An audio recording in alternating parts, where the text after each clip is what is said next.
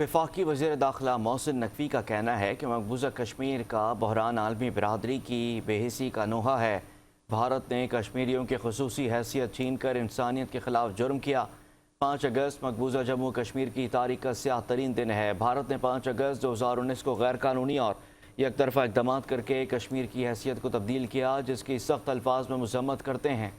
वफाकी वज़ीर दाखिला मोहसिन नकवी ने कहा कि 5 अगस्त को दुनिया के सामने न सिर्फ हिंदुस्तान का मकरू चेहरा बेनकाब हुआ, बल्कि कश्मीरियों पर ना खत्म होने वाले मजालिम भी सबके सामने वाज़ेह हुए।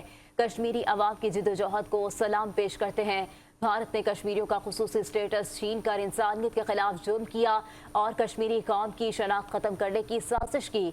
कश्मीरी नौजवानों को रोजाना जाली मुकाबलों और नाम निहाद सर्च ऑपरेशंस में मावरा अदालत शहीद किया जा रहा है।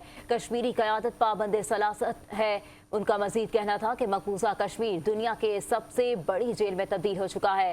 भारत के तमाम तर मजालिम कश्मीरियों का जज्बा आज़ादी मांद नहीं कर सके।